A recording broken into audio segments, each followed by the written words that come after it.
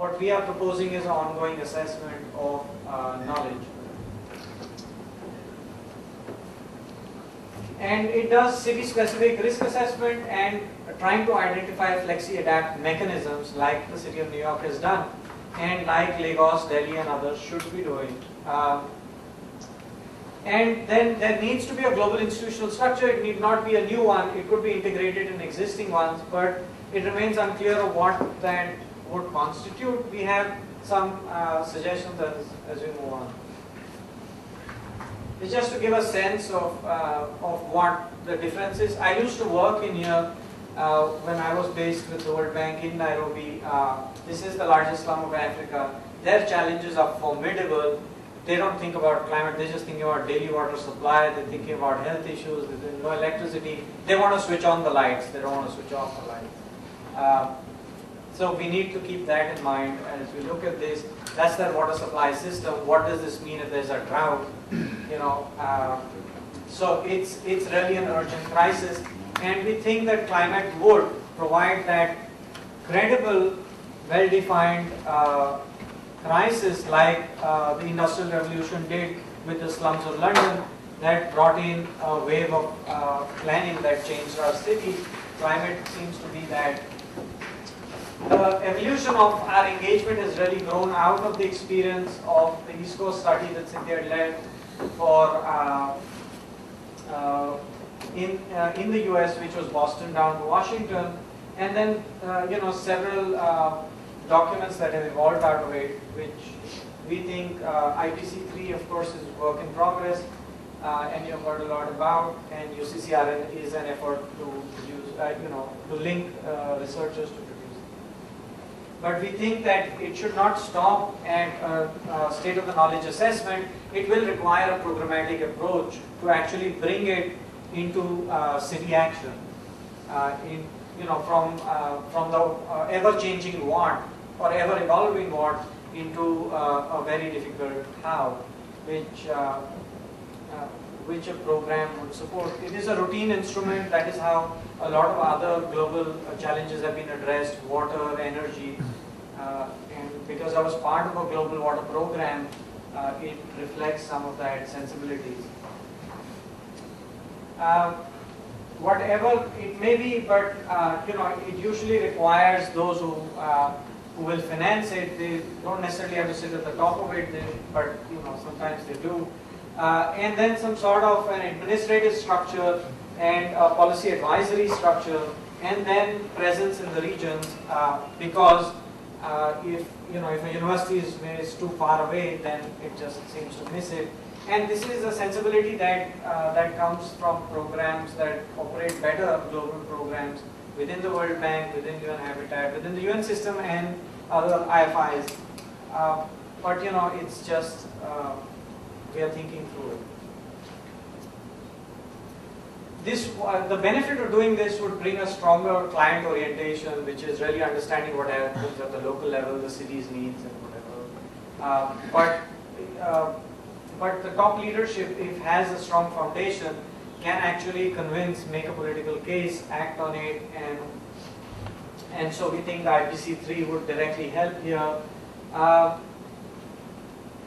And of course, as we do all our assessment process, we think we are strengthening our part of researchers in these geographies, because as they associate with this global process, the state of the knowledge, their own home cities are wanting to talk to them, find out what is happening, and so there is some traction directly on the ground.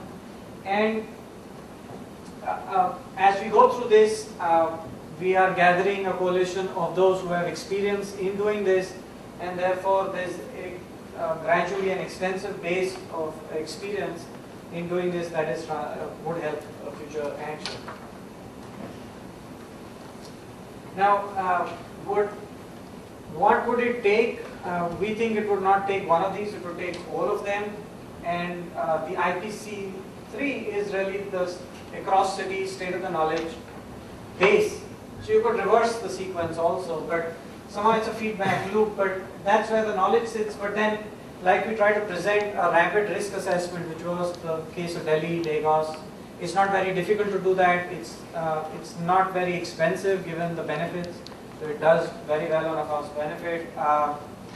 But some of these long-term challenges don't rely on cost benefit as a lot of the recent Supreme Court judgments in the United States say you can't price everything in the environment correctly, and so some of these really require a model imperative as the basis of judgment rather than simply a cost benefit, which is really rather narrow.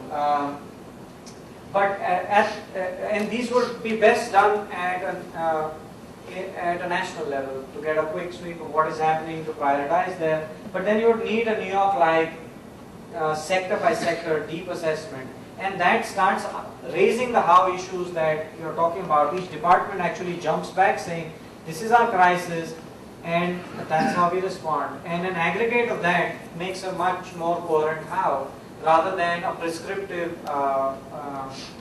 consultant recommendation. And of course, there's a need to constantly document this, because a lot of the how would be smarter next time around, learning from the mistakes of others.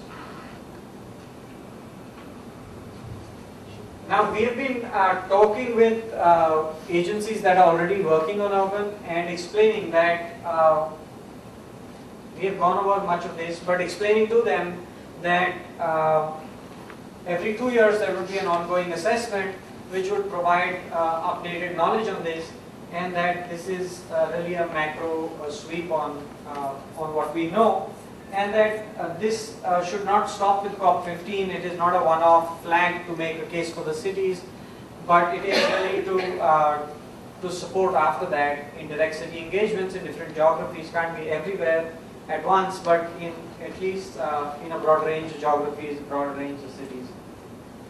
The first one is being produced in a one-year flat, in 1 year, and Cynthia talked about it. Now, this was where the two instruments we were talking about. Most cities have these citywide development strategies or plans.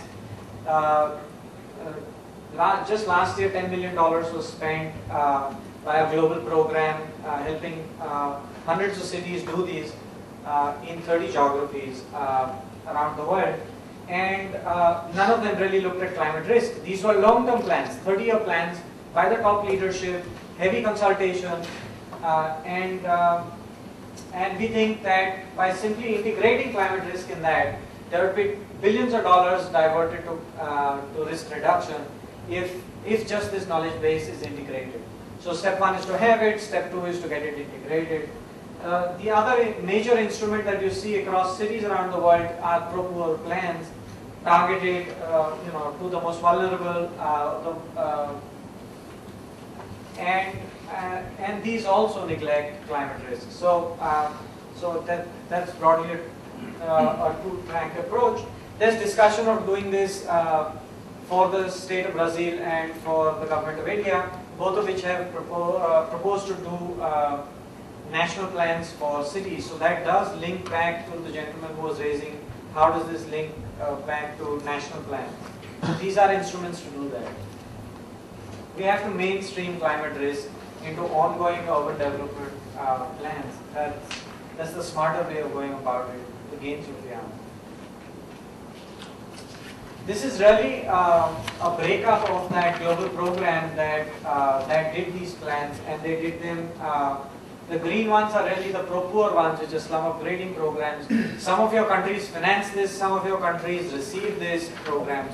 So think of it, it's really across the world, it's rapidly happening, and these are very smart programs, but they are yet to integrate climate risk.